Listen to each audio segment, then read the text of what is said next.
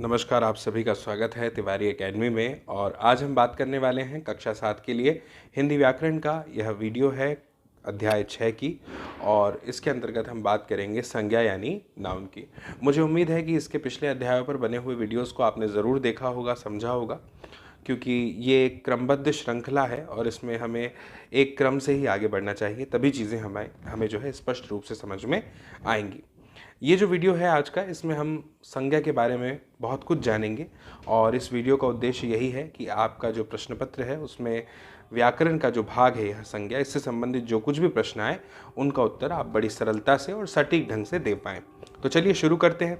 और जैसा कि आप स्क्रीन पर अभी देख रहे हैं, सबसे पहले लिखा है कि निम्नलिखित वाक्यों को ध्यान से पढ़िए। तो मैं ध्यान से पढ़ रहा हूँ, आप इसे कान से सुनिएगा। सबसे पहला वाक्य है कि सोनम कपड़े धोती है। दूसरा वाक्य है बच्चों को आम अच्छा लगता है। तीसरा वाक्य है भारत की राजधानी दिल्ली में अनेक दर्शनीय स्थल हैं। चौथा वाक्य है श्रीलाल जी अपने बुढ़ापे से दुखी हैं। फिर पांचवा प्रश्न है फूलों की सुगंध मन को अच्छी लगती है। अब देखिए, बात क्या है कि हमें ये बताया गया है कि ये जो वाक्य हैं इनमें हमने अलग अलग नामों को देखा है, जैसे सोनम, बच्चा, श्रीलाल आदि तमाम अलग अलग नाम जो हैं हमें देखने को यहाँ पर मिले हैं। अब हमसे जो है वो ये कहा जा रहा है कि ये जो सोनम, बच्चा और श्रीलाल है ये प्राणियों के नाम हैं, कपड़े और आम जो हैं ये वस्तुओं के नाम हैं, और भारत, राजधानी दिल्ली ये सब की सब जो है ये स्थानों के नाम हैं। तो बुढ़ापे और सुगंध की बात करें तो ये गुणों के और भावों के नाम हैं। हमने क्या किया है, हर वस्तु को, हर भावना को, हर जगह को, हर व्यक्ति को जो है क्या दे दिया है, नाम दे दिया है। अगर मैं आपसे पूछूं कि क्या आप किसी ऐसी वस्तु का, व्यक्ति का या स्थान के बारे में बता सकते हैं जिसका कोई नाम ना हो, तो आप कहेंगे ये असंभव है, क्योंकि सबका कुछ न कुछ नाम है। जिनका कोई नाम नहीं है उसे भी हमने अनाम का नाम दे के रखा है। खैर, तो ये सभी नाम हैं, इसलिए हम कह सकते हैं कि किसी वस्तु, स्थान, प्राणी या भाव के नाम का बोध कराने वाले जो शब्द हैं वो संज्ञा कहलाते हैं। यानी ऐसे तमाम शब्द जिनसे हमें किसी न किसी के नाम के होने का पता चलता है, जानकारी मिलती है, वो सब क्या है, संज्ञा है। व्यक्ति का हो सकता है, स्थान का हो सकता है, वस्तु का हो सकता है, प्राणी का हो सकता है, या भाव का भी नाम हो सकता है। ठीक है, अब हम बात करते हैं संज्ञा के भेद की, यानी संज्ञा के प्रकारों की। तो संज्ञा के तीन भेद हैं, एक है व्यक्तिवाचक, एक है जातिवाचक और एक है भाववाचक संज्ञा। ठीक है, अब देखते हैं कि ये व्यक्तिवाचक संज्ञा क्या है। समझिए कि जिन संज्ञा शब्दों से किसी विशेष वस्तु, स्थान या प्राणी का बोध हो जाए वे व्यक्तिवाचक संज्ञा कहलाती है। जैसे मैंने आपके सामने एक नाम लिया, महात्मा गांधी, तो आपको ये बोध हो गया कि ये एक व्यक्ति का नाम है। अगर मैं आपसे कह रहा हूँ गीता, तो ये आपको समझ में आ गया कि मैं जो है किसी का नाम ले रहा हूँ और हो सकता है कि यह एक ग्रंथ हो, किताब हो, है ना। इसके बाद में जब मैं आपसे कहता हूँ मुंबई, तो आप समझ गए कि मुंबई जो है किसी व्यक्ति का नाम नहीं है, यह एक शहर का नाम है। ठीक है, अगर मैं आपसे कह रहा हूँ मान लीजिए कि मैंने आपसे कहा कानपुर, तो आप कहेंगे कि यह भी क्या है, शहर का नाम है। तो यहाँ पे यही कहा गया है कि जिन संज्ञा शब्दों से किसी विशेष वस्तु, स्थान या प्राणी का बोध होता है व्यक्तिवाचक संज्ञा कहलाती है। जैसे उदाहरण भी दिए हैं, श्री राम, महात्मा गांधी, कार्ल मार्क्स, कृष्ण विशेष व्यक्तियों का बोध हमें कराते हैं। वहीं पर गीता, कुरान, गुरु ग्रंथ साहिब, बाइबल विशेष ग्रंथों का बोध कराते हैं। दिल्ली, मुंबई, आगरा, कानपुर विशेष स्थानों का बोध कराते हैं। इनके अलावा दिशा, दिन, देश, पर्वत, नदी, महीने, त्योहार आदि के नाम भी व्यक्तिवाचक संज्ञा ही होते हैं। ठीक, तो तीन जो भेद हैं संज्ञा के मुख्य रूप से, उसमें हमने एक व्यक्तिवाचक संज्ञा क्या है इस पर अभी बात की। इसके बाद में दूसरा है जातिवाचक संज्ञा। नाम से स्पष्ट है, जो किसी जाति के बारे में बताए। अब समझिए जाति का मतलब क्या है। यहाँ पे जिन संज्ञा शब्दों से किसी वर्ग का बोध हो, उसे हम जाति कह रहे हैं, वे जातिवाचक संज्ञा कहलाते हैं, जैसे मेज, घड़ी आदि। समझिए, जातिवाचक संज्ञा में प्रायः निम्नलिखित की गणना की जाती है, जैसे पशु पक्षियों के नाम, घोड़ा, शेर, मोर, कौआ आदि।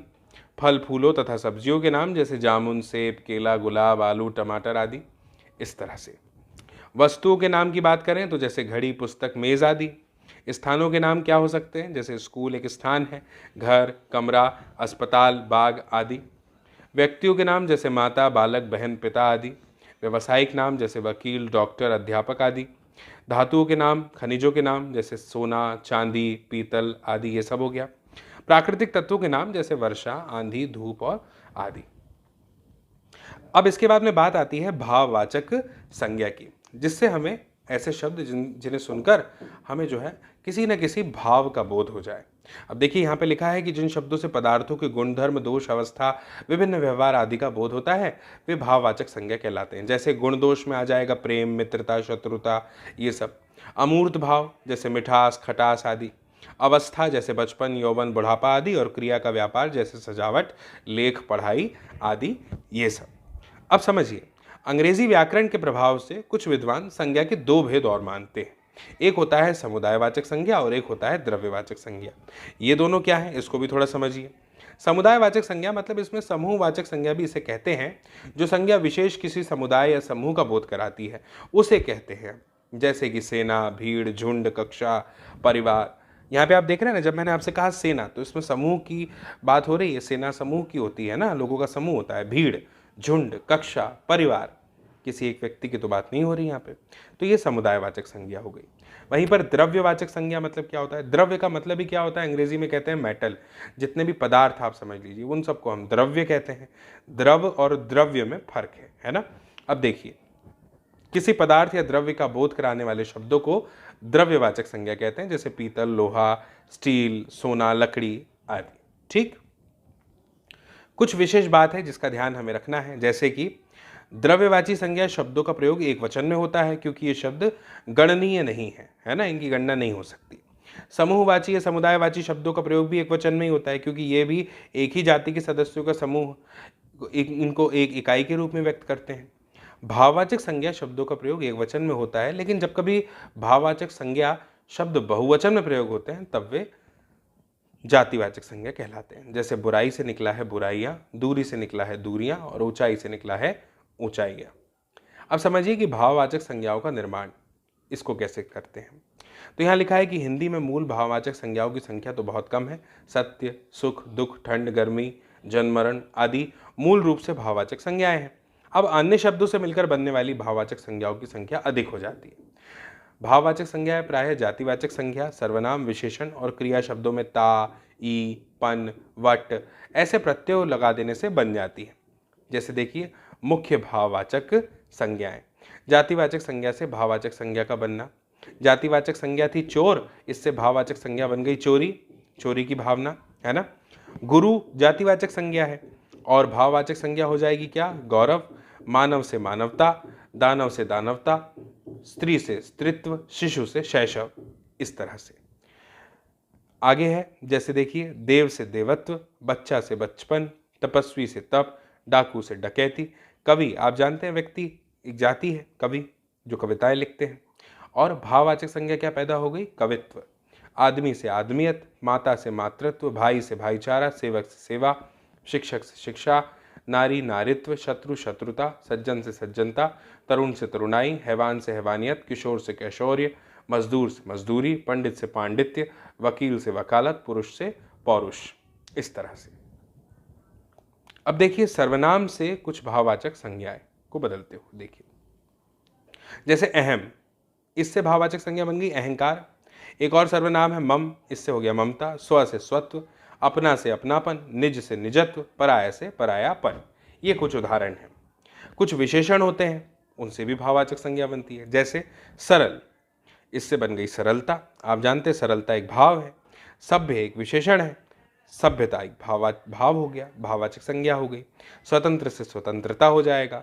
चतुर से चतुराई, शीतल से शीतलता, नागरिक से नागरिकता, खट्टा से खटास, गरीब से गरीबी, मीठे से मिठास, मुक्त से मुक्ति, बूढ़ा से बुढ़ापा, सफल से सफलता, आत्मीय से आत्मीयता। ऐसे एक विशेषण है हिंसक, इससे भाव क्या निकला? हिंसा का।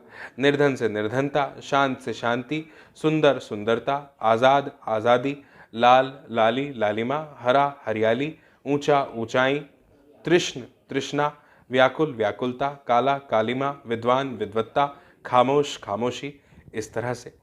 अब कुछ अव्यय से भी भाववाचक संज्ञा बनती है। जैसे ऊपर से ऊपरी, नीचे से नीचाई, शीघ्र से शीघ्रता, धिक से धिक्कार, आगे पीछे आगा पीछा, समीप सामीप्य, इस तरह से। क्रिया से भी भाववाचक संज्ञा का बनना, जैसे बसना, एक क्रिया की बात हो गई, बसना कर्म हो गया ना, क्रिया हो गई। अब इससे भाव क्या निकलेगा? बसेरा। रोना एक क्रिया है, रुलाई एक भाव है, रुलाई का भाव आ रहा, इस तरह से। बोना क्या है? क्रिया है, बुआई एक भाव हो गया। जीतना क्या है? क्रिया है, जीत क्या है? भाव है। लूटना लूट, दौड़ना दौड़, हंसना हंसी, कमाना कमाई, पहनना पहनावा, थकना थकान थकावट, खोदना खुदाई, जगना जागरण, गिरना गिरावट, छोड़ना छूट, घबराना घबराहट, पूजना पूजा, सजना सजावट, चमकना चमक, उतरना उतराई, रहना सहना रहन सहन, दुखाना दुख, लिखना लेख लिखाई, ये सब चीज़ें। अब कुछ बातें हैं जिनका हमें ध्यान देना चाहिए संज्ञा को पढ़ते समय, जैसे जो शब्द किसी व्यक्ति स्थान वस्तु विचार या भाव का बोध कराते हैं उन्हें संज्ञा कहते हैं। जिस संज्ञा शब्द से किसी एक विशेष व्यक्ति स्थान वस्तु के नाम का बोध हो वो व्यक्तिवाचक संज्ञा कहलाती है। जिस संज्ञा शब्द से किसी वर्ग के सभी प्राणियों वस्तुओं का बोध हो वो जातिवाचक संज्ञा कहलाती है। ध्यान दीजिए, वर्ग की बात हो रही है यहाँ पे, इसलिए इसे जातिवाचक कह रहे हैं। जिस संज्ञा से शब्द के किसी भाव गुण अवस्था व्यापार आदि का बोध होता है उसे भाववाचक संज्ञा कहते हैं। तो मुझे उम्मीद है कि आपको यह अध्याय छोटा सा था, बहुत महत्वपूर्ण था। संज्ञा समझना हमारे लिए ज़रूरी था। आपको ज़रूर समझ में आया होगा, बहुत अच्छे से समझ में आया होगा। संज्ञा के भेद समझ में आए होंगे, संज्ञा क्या होती है, इसके अलग अलग उदाहरणों को भी आपने समझा। ज़रूर इस वीडियो की लिंक को शेयर करिए अपने दोस्तों, साथियों, मित्रों, सहपाठियों, परिजनों के साथ, ताकि वे लोग भी देख पाएँ इस वीडियो को और समझ पाएँ इस जानकारी को। बाकी मेरी फिर आपसे जल्दी मुलाकात होगी अगले नए वीडियो में, अगली नई जानकारी के साथ, और तब तक के लिए आप सभी को मेरा नमस्कार।